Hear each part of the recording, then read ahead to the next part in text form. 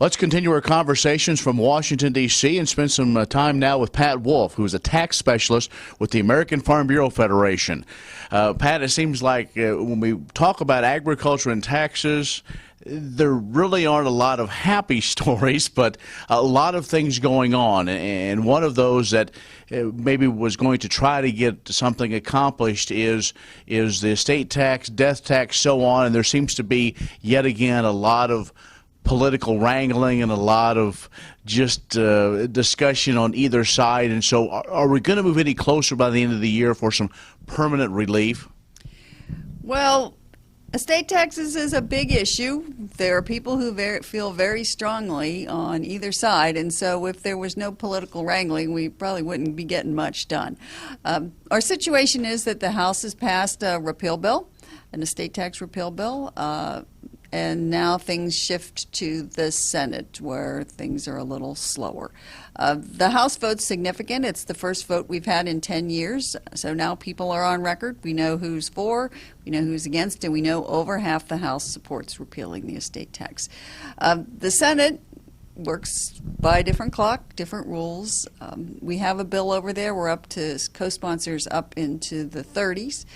So far, it's a partisan issue. There are only Republicans on that bill, and you need 60 votes to pass a permanent tax code change in the Senate. So you need both Republicans and Democrats to get it done.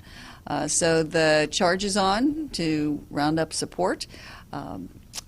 That's the good news. The bad news is that we know the president won't sign a repeal bill. So what we're really doing is we're staking out ground, establishing people's positions for the next Congress. The other thing that it seemed now, we're almost into year 3 of this, working on a tax package at the end of the year, and one of those in agriculture has been Section 179. And 2 years ago, we were waiting for the last minute, and that's what happened. This year, actually, we spilled over a little bit, but made it retroactive. Is this the climate we're in? Is this the game we're playing now? If we're going to have some of these exemptions, to have them all wait till the end of the year and maybe try to push something through, and so always have to do some of that last minute budgeting, last minute thinking in order to take advantage of things like 179? Well, the answer to your question depends what you want. The Republicans want to make 179, small business expensing, and the other tax provisions permanent. The Democrats say, no, we're not going to do that in a standalone bill. We're not going to do permanent tax changes a little bit at a time. So they're not willing to support the permanent extension of 179, but they are willing to support another short-term extension for another year or so. So that's where the rub is.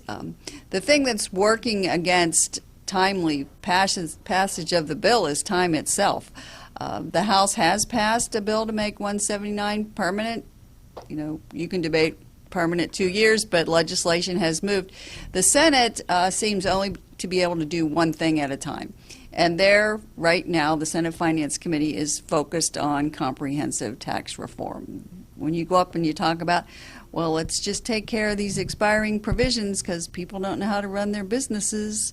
With a tax code that keeps changing, they say, take a number. We have to get finished with tax reform first, and then we'll turn to these individual bills. So that makes it summer at the earliest to start, and it looks like, unless things change, that we're going to have another train wreck in December, just like last year, because it's Groundhog Day repeated. We're going to work on tax reform, and when we finally say it's not going to happen this year, then we'll get to this other stuff, and that leaves everything up in the air to the last minute. Comprehensive tax reform, that's been something that's been worked on for a long time.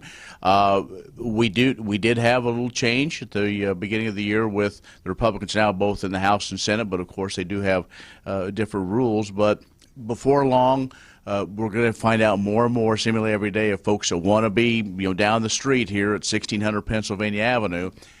And one of the things that gets brought up is a fair tax, flat tax. I mean, is that really workable, something along that line, to truly simplify the tax system, or have we gone too far? Well, it takes three bodies to pass tax reform. It takes the House, it takes the Senate, and it takes the President, and they all need to be active participants.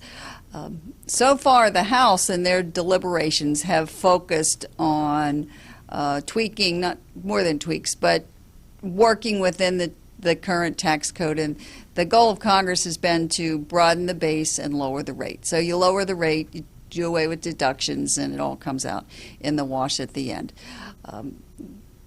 It's interesting, though, with the presidential race starting, that the different opinions of presidential candidates are much broader. And there are presidential candidates talking about a rewrite of the tax code that would be a fair tax, which would be a sales tax, or might be one low rate for everyone. So we have to see how that plays out. Even if we get a president who wants that, you still have Congress to deal with, and it takes all three to get the job done. And do you think, though, with the change, I mean, since we have seen some movement in Congress, do you think that some momentum might be, whether it be for this or other tax provisions, that the ball may move, albeit slowly, that we may finally see progress? As people out in flyover country said, nothing ever goes on in this town. Well, we do have progress. The House last year didn't pass. The Senate, excuse me, I got that one all mixed up. In the House, the Ways and Means Committee, who writes tax bills, did produce a tax reform bill. It's called the Camp Draft. So we know what House Republicans think. The Senate this year is working on their tax reform plan. Now, here in Washington, it's kind of interesting that everybody thinks they're going to win in the next election, and the Republicans think they're going to sweep and control everything, and the Democrats think they're going to win and have power too. So before they actually sit down and write tax reform based off of these two draft proposals, the one we already have from the House, the one we're expecting from the Senate, we have to know who's in office. And then the writing's on the wall, they can get down to business. All right, Pat, well, thanks a lot. Boy, lots of things to discuss. And taxes, I don't know how interesting it is, but it's always kind of fascinating, because the thing is, we all have to partake. Well, it's all about money, and that's of interest to everybody. Pat Wolff, tax specialist with the American Farm Bureau Federation, has joined us. That's the AgView from D.C. I'm Ken Rahjes.